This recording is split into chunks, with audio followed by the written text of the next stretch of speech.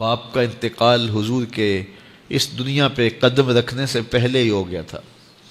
ابھی شکم مادر میں تھے کہ حضرت عبداللہ کا انتقال ہو جاتا ہے. در یتیم پیدا ہوئے ہیں. 6 سال کی عمر میں ابوا کے مقام پر ریت کے ٹیلے آئے تو وہاں سیدہ آمنہ کی طبیعت خراب ہو گئی. اور پھر لمحے بھی زندگی کے آخری ہیں. سیدہ آمنہ نے محسوس کر لیا کہ یہ میری آخری سانسیں ہیں. سیدہ پاک نے حضور کے سر پہ ہاتھ رکھا اور روتے ہوئے کہا کہ بیٹا، ہر نئی چیز نے پرانا ہو جانا ہے، ہر باقی نے فنا ہو جانا ہے.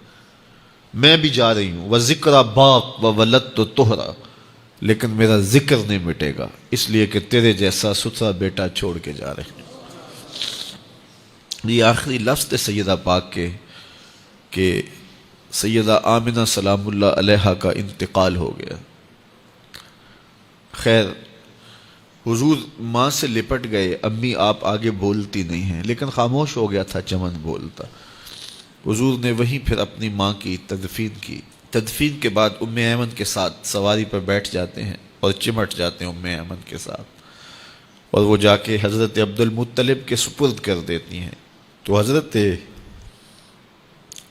عبد المطلب حضور کو آغوش میں لے کے بڑا روئے اور ام ایمن سے کہا کہ میرے اس بیٹے کا تم نے خاص خیال رکھنا ہے. اور پھر انہوں نے اتنا خیال رکھا کہ میرے حضور فرمایا کرتے تھے، ام ایمن میری ماں کے بعد میری ماں ہے. 2 سال کے بعد حضرت عبد المطلب کا بھی انتقال ہو گیا. ابن حشام کے یہ لفظ سینہ چیرتے ہیں کہ جب امیر قریش کا جنازہ اٹھا تو سارا مکہ جنازے کے لیے امڑ آیا، لیکن لوگوں نے 8 سال کے ایک بچے کو دیکھا جو دیواروں سے لپٹ لپٹ کے رو رہا تھا. آج یہ سہارا بچھن گیا تھا. پھر چچا کی کفالت میں آئے. پھر ایک وقت آیا کہ وہ بھی اس دنیا کو چھوڑ گئے، اور اسی سال حضور کی اہلیہ کا انتقال بھی ہوا، اور اس سال کا نام عام الحزن، دکھوں کا سال رکھا. اہل مکہ نے جو سلوک کیا وہ کسی سے بھی مخفی نہیں ہے. پتھر مارے، گڑھے کھودے، کانٹے بچھائے، اجریاں ڈالی، اپنے گھروں کے کوڑے لا کے حضور کے گھر کے سامنے رکھ دیے.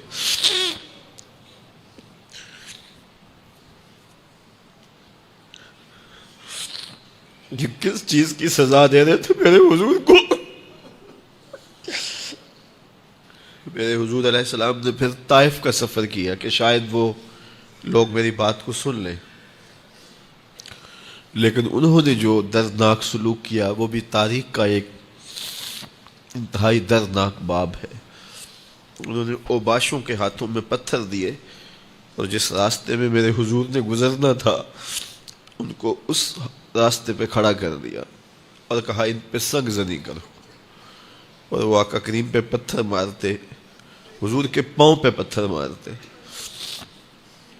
آقا کریم علیہ السلام پاؤں اٹھاتے تو وہ دوسرے پاؤں پہ مارتے. پھر حضور شدت درد سے بیٹھ جاتے تو ان کے 2 غنڈے دائیں بائیں سے آگے بڑھتے اور حضور کو کندھوں سے پکڑ کے اٹھاتے، پھر سنگ باری کرتے.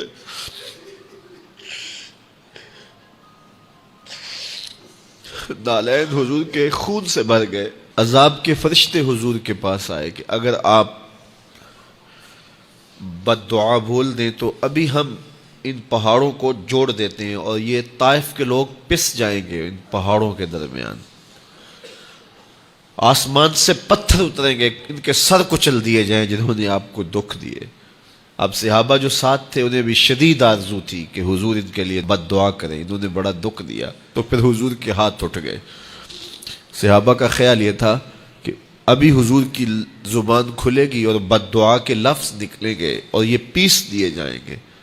لیکن جب وہ لب کھلے، وہ پتلی پتلی گلے قدس کی پتیاں، وہ لب ہائے دور جب کھلے تو لفظ کیا تھے؟ اے اللہ میری قوم کو ہدایت دے دے، یہ مجھے جانتی نہیں. اور کہا کہ مجھے ان کی نسلوں سے ایمان کی توقع ہے.